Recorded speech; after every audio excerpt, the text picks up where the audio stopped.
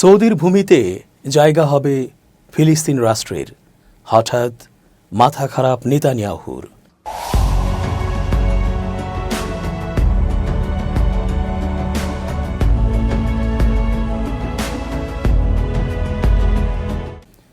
আসসালামু আলাইকুম প্রিয় দর্শক, আশা করছি আল্লাহ পাকের রহমতে ভালো আছেন। চেঞ্জ টিভির আন্তর্জাতিক চোখ অনুষ্ঠানে আমি এস.জি. রতন স্বাগত জানাচ্ছি আপনাদের সকলকে।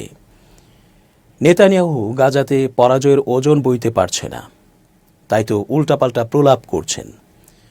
গাজা যুদ্ধে হামাস সহ ফিলিস্তিনিরা অকাতরে জীবন দিয়েছে কি তাদের নিজের মাতৃভূমি থেকে সরে যাবার জন্য?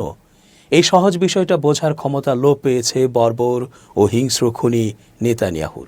তিনি গাজা খালি করে ফিলিস্তিনিদের সৌদিতে জায়গা দেবার জন্য প্রস্তাবনা দিয়েছেন, আর সেখানেই যেন ফিলিস্তিন রাষ্ট্র গঠিত হয়। নেতানিয়াহুর পরিণতি ও মৃত্যু যে কিভাবে হবে তা আমরা কেউ কল্পনাও করতে পারব না, শুধু সময়ের অপেক্ষা মাত্র। আল্লাহ পাক নিশ্চয়ই উত্তম পরিকল্পনাকারী এবং সূক্ষ্ম বিচারক। ইসরায়েলি প্রধানমন্ত্রী বেনিয়ামিন নেতানিয়াহু বলেছেন, সৌদি আরবের উচিত তাদের নিজ ভূখণ্ডে ফিলিস্তিনি রাষ্ট্র গঠন করা, কারণ দেশটিতে প্রচুর খালি জায়গা রয়েছে। বৃহস্পতিবার চ্যানেল 14-কে দেয়া সাক্ষাৎকারে কথা বলেন তিনি। এই মুহূর্তে ওয়াশিংটন সফর করছেন নেতানিয়াহু, সেখানেই তিনি এই সাক্ষাৎকার দেন। খবর জেরুজালেম পোস্টের। প্রতিবেদনে বলা হয়েছে, ইসরায়েলের সঙ্গে সম্পর্ক স্বাভাবিক করার পূর্ব শর্ত হিসেবে ফিলিস্তিনি রাষ্ট্র গঠনের কথা জানিয়েছে সৌদি আরব। এই শর্ত নিয়ে কোনো দর কষাকষি সম্ভব নয়, এটাও নিশ্চিত করেছে রিয়াদ। এই প্রসঙ্গে এক প্রশ্নের জবাবে নেতানিয়াহু বলেন, আমি এমন কোনো চুক্তিতে যাব না যা রাষ্ট্র হিসেবে ইসরায়েলকে বিপদে ফেলবে। বিশেষত 7 অক্টোবর পরবর্তী পরিস্থিতিতে ফিলিস্তিনি রাষ্ট্র গঠনের পরিকল্পনায় সায় দেওয়ার তো প্রশ্নই ওঠে না। তিনি বলেন, আপনারা কি জানেন সেটা কি? একটা ফিলিস্তিনি রাষ্ট্র ছিল, সেটার নাম গাজা। গাজার নেতৃত্বে ছিল হামাস, তারাই এই ফিলিস্তিনি রাষ্ট্র পরিচালনা করত। আর দেখুন আমরা সেখান থেকে কি পেয়েছি। হলোকাস্টের পর সবচেয়ে বড় গণহত্যা। এর আগে প্রেসিডেন্ট ট্রাম্পের সঙ্গে বৈঠক করার পর যৌথ সংবাদ সম্মেলনে যোগ দেন নেতানিয়াহু। ওই সম্মেলনে গাজা দখলের বিস্ময়কর পরিকল্পনার বিষয়ে ঘোষণা দেন ট্রাম্প। ওই বৈঠকে সৌদি আরবের সঙ্গে ইসরায়েলের সম্পর্ক পুনঃস্থাপন ও স্বাভাবিক করার বিষয়টি নিয়েও আলোচনা করেন দুই নেতা। সংবাদ সম্মেলনের অল্প সময় পর সৌদি পররাষ্ট্র মন্ত্রণালয় জানায়, তারা ফিলিস্তিনি রাষ্ট্র গঠনের আগে ইসরায়েলের সঙ্গে কোনো আলোচনায় বসতে আগ্রহী নয়। এ সপ্তাহের শুরুর দিকে নাম প্রকাশে অনিচ্ছুক ইসরায়েলি কর্মকর্তারা জেরুজালেম পোস্টকে জানান, তারা আশঙ্কা করছেন নেতানিয়াহু সৌদি আরবের সঙ্গে সম্পর্ক স্বাভাবিক করার বিনিময়ে গাজার যুদ্ধের অবসান ও পশ্চিম তীর অধিগ্রহণ প্রক্রিয়াকে বিলম্বিত করার সিদ্ধান্ত নিতে পারেন। কর্মকর্তারা জানান, ফিলিস্তিনি রাষ্ট্র গঠনে রাজি না হলেও পশ্চিম তীরের অধিগ্রহণ বন্ধ রেখে রিয়াদকে তুষ্ট করার চেষ্টা চালাতে পারেন নেতানিয়াহু। নেতানিয়াহুর মতো আরেক পাপী ও জঘন্য ব্যক্তি হচ্ছে ডোনাল্ড ট্রাম্প। ইসরায়েলি প্রধানমন্ত্রী বেনিয়ামিন নেতানিয়াহুর বিরুদ্ধে গ্রেফতারি পরোয়ানা জারির জন্য খেপেছে এই মেধাহীন পাগলা। তার চোখে ইসরায়েলি বাহিনী ও নেতানিয়াহু গাজায় মানুষ হত্যা করে ও ধ্বংসযজ্ঞ চালিয়ে ঠিক কাজই করেছে, অথচ এরা অন্যের ভূমি অন্যায়ভাবে দখল করতে যুদ্ধ করছে। আন্তর্জাতিক অপরাধ আদালত আইসিসির বিরুদ্ধে নিষেধাজ্ঞা জারি সংক্রান্ত একটি নির্বাহী আদেশে সই করেছেন যুক্তরাষ্ট্রের প্রেসিডেন্ট ডোনাল্ড ট্রাম্প। মার্কিন এক কর্মকর্তা বিষয়টি নিশ্চিত করেছেন। ইসরায়েলের প্রধানমন্ত্রী বেনিয়ামিন নেতানিয়াহুর বিরুদ্ধে আইসিসির গ্রেপ্তারি পরোয়ানা জারির প্রেক্ষিতে ট্রাম্প এই পদক্ষেপ নিলেন। নেতানিয়াহুর সঙ্গে বৈঠকের দুদিন পর এই নির্বাহী আদেশে সই করলেন ট্রাম্প। আইসিসির বিরুদ্ধে নিষেধাজ্ঞা জারির আদেশে সই করার পর ট্রাম্প বলেন, আইসিসি অবৈধ। এটি যুক্তরাষ্ট্র ও আমাদের ঘনিষ্ঠ মিত্র ইসরায়েলকে লক্ষ্য করে ভিত্তিহীন পদক্ষেপ নিচ্ছে। খবর বিবিসির।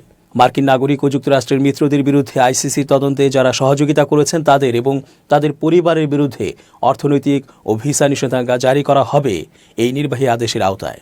যুক্তরাষ্ট্র আইসিসির সদস্য নয়। যুক্তরাষ্ট্র বারবার সে দেশের কর্মকর্তা ও নাগরিকদের ওপর আইসিসির বিচার প্রক্রিয়া প্রত্যাখ্যান করেছে। এর আগের মেয়াদেও ট্রাম্প নেদারল্যান্ডসের হেগে আইসিসির ওপর নিষেধাজ্ঞা জারি করেন। আফগানিস্তানে যুক্তরাষ্ট্রের বিরুদ্ধে যুদ্ধাপরাধের অভিযোগ তোলায় তিনি এই নিষেধাজ্ঞা জারি করেন। পরে সাবেক মার্কিন প্রেসিডেন্ট জো বাইডেন এটি প্রত্যাহার করেন।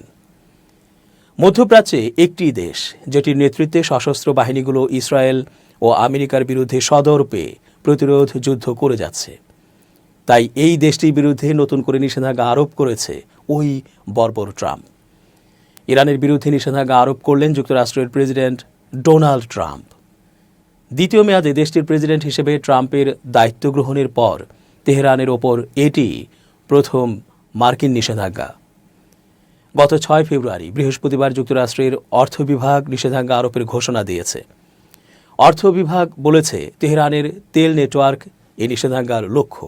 ট্রাম্পের পূর্বসূরি জো বাইডেনের সময় মার্কিন নিষেধাজ্ঞার কবলে থাকা কোম্পানিগুলোর সঙ্গে সংশ্লিষ্ট বিভিন্ন প্রতিষ্ঠান, জাহাজ ও ব্যক্তিবিশেষ নতুন আরোপিত এই শাস্তিমূলক ব্যবস্থার আওতায় পড়বে।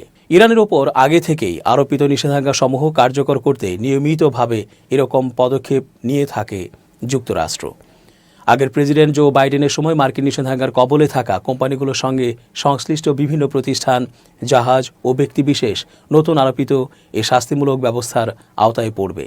মার্কিন অর্থমন্ত্রী স্কট বেসেন্ট এক বিবৃতিতে দাবি করেন, ইরান সরকার তার তেলের রাজস্ব থেকে সুবিধা আদায় করার ওপর মনোযোগ দিয়ে চলেছে, যার লক্ষ্য হল নিজস্ব পারমাণবিক কর্মসূচির উন্নয়নে তহবিল জোগাড় করা, প্রাণঘাতী ব্যালিস্টিক ক্ষেপণাস্ত্র ও মনুষ্যবিহীন আকাশযান ড্রোন তৈরি এবং নিজের আঞ্চলিক সন্ত্রাসী প্রক্সি গোষ্ঠীগুলোকে সমর্থন প্রদান।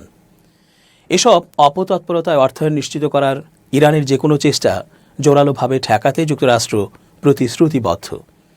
অর্থ বিভাগ বলেছে, চীন, ভারত, সংযুক্ত আরব আমিরাত সহ বিভিন্ন দেশের ব্যক্তি ও প্রতিষ্ঠানও ইরানের তেল খাতের সঙ্গে সংশ্লিষ্ট। সেই সকল প্রতিষ্ঠানও তেহরানের উপর আরোপ করা নিষেধাজ্ঞার আওতায় পড়বে। যদিও ইরান দীর্ঘদিন ধরে তাদের তেল খাতের বিরুদ্ধে নিষেধাজ্ঞা ও রপ্তানি আটকে দেওয়ার চেষ্টাকে জলদস্যুতা বলে প্রত্যাখ্যান করে আসছে। ফিলিস্তিনের স্বাধীনতাকামী সশস্ত্র সংগঠন হামাস নিয়ন্ত্রিত গাজা পুরোপুরি খালি করার পরিকল্পনার কথা গত মাসে বলেছিলেন মার্কিন প্রেসিডেন্ট ডোনাল্ড ট্রাম্প। এরপর চলতি মাসে ট্রাম্প গাজা দখল করার কথা জানান। এবার গাজা নিয়ে চাঞ্চল্যকর তথ্য সামনে এলো। খবর বিবিসির। প্রতিবেদনে বলা হয়েছে, গাজা থেকে ফিলিস্তিনিদের স্বেচ্ছায় অন্য দেশে চলে যাওয়ার বিষয়ে প্রস্তুতি গ্রহণ করতে ইসরায়েলের সেনাদের নির্দেশ দিয়েছেন দেশটির প্রতিরক্ষামন্ত্রী ইসরায়েল কাৎজ। বৃহস্পতিবার 6 ফেব্রুয়ারি কাৎজ জানান, ফিলিস্তিনিদের গাজা ছেড়ে যাওয়া নিয়ে একটি পরিকল্পনা তৈরি করতে সেনাবাহিনীকে নির্দেশ দিয়েছেন তিনি। ইসরায়েলি মন্ত্রী বলেন, গাজা থেকে সেখানকার বাসিন্দাদের স্বেচ্ছায় চলে যাওয়ার বিষয়টি কার্যকর করার জন্য পরিকল্পনা তৈরি করতে আইডিএফকে অর্থাৎ ইসরায়েলি প্রতিরক্ষা বাহিনীকে আমি নির্দেশ দিয়েছি। তাদের নিতে রাজি এমন যে কোনো দেশে তারা গাজার বাসিন্দারা চলে যেতে পারেন। সামাজিক যোগাযোগ মাধ্যম এক্সে কাজ লিখেছেন, তিনি মার্কিন প্রেসিডেন্টের সাহসী উদ্যোগকে স্বাগত জানিয়েছেন। এটি গাজাকে দীর্ঘমেয়াদে পুনর্নির্মাণ ও হামাস মুক্ত করতে সাহায্য করবে।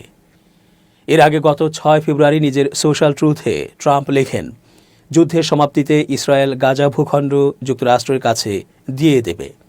ফিলিস্তিনিরা ততক্ষণে দূরে ওই অঞ্চলের নিরাপদ কোনো স্থানে আরও সুন্দর এলাকায় নতুন ও অত্যাধুনিক বাড়িতে পুনর্বাসিত হবে।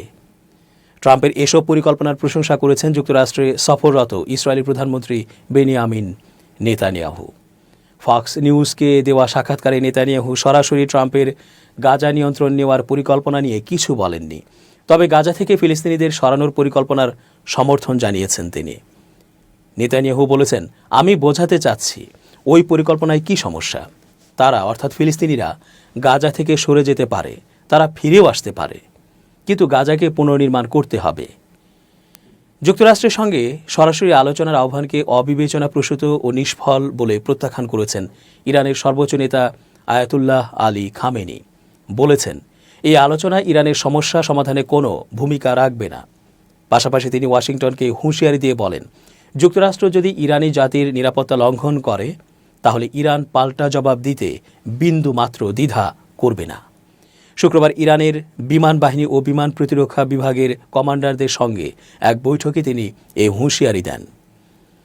ঐতিহাসিকভাবে 1979 সালের 8 ফেব্রুয়ারি তৎকালীন বিমান বাহিনীর কমান্ডাররা ইমাম খোমেনির সঙ্গে সাক্ষাৎ করে দেশটির বিপ্লবের প্রতি আনুগত্য প্রকাশ করেছিলেন। সেই দিনটি উপলক্ষে এদিন তেহরানে এই বৈঠক অনুষ্ঠিত হয়। বৈঠকের শুরুতে আয়াতুল্লাহ খামেনি যুক্তরাষ্ট্রের সঙ্গে আলোচনাকে ইরানি জাতির স্বার্থের পরিপন্থী বলে অভিহিত করেন। তিনি বলেন, যুক্তরাষ্ট্রের সঙ্গে আলোচনা দেশের সমস্যাগুলোর কোনো সমাধান করবে না। আমাদের এটি সঠিকভাবে বুঝতে হবে। আমাদের মনে করা উচিত নয় যে আমরা যদি ওই সরকারের সঙ্গে আলোচনার টেবিলে বসি তাহলেই বুঝি ওই সব সমস্যা সমাধান হয়ে যাবে। না, যুক্তরাষ্ট্রের সঙ্গে আলোচনা কোনো সমস্যার সমাধান করবে না। খামেনি উল্লেখ করেন, অতীতের অভিজ্ঞতা থেকে ইরান বুঝতে পেরেছে যে যুক্তরাষ্ট্রের সঙ্গে আলোচনা করা বুদ্ধিমানের কাজ নয়। পূর্বের অভিজ্ঞতা তুলে ধরে ইরানের সর্বোচ্চ নেতা বলেন, ইরান কয়েক বছর আগে যুক্তরাষ্ট্রের সঙ্গে আলোচনা করেছিল এবং একটি চুক্তি হয়েছিল, কিন্তু আমেরিকানরা সেটি ছিঁড়ে ফেলে। আমরা অনেক ছাড় দিয়েছিলাম, কিন্তু তারা তাদের প্রতিশ্রুতি রক্ষা করেনি। আয়াতুল্লাহ খামেনি জোর দিয়ে বলেন, সব সমস্যার সমাধান দেশের অভ্যন্তরেই রয়েছে এবং দেশীয় সম্পদের উপর নির্ভর করেই সমস্যা সমাধান করা সম্ভব। এ সময় তিনি ওয়াশিংটনকে সতর্ক করে বলেন, যুক্তরাষ্ট্র যদি ইরানি জাতির নিরাপত্তা লঙ্ঘন করে তাহলে আমরাও বিন্দুমাত্র দ্বিধা না করে পাল্টা জবাব দেব।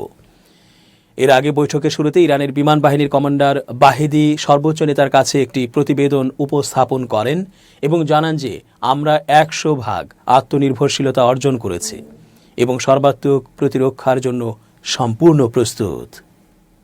দর্শক, আজকের মতো শেষ করছি এখানেই। ধন্যবাদ। change tv.press, এক ফোঁটা হলুদও নেই।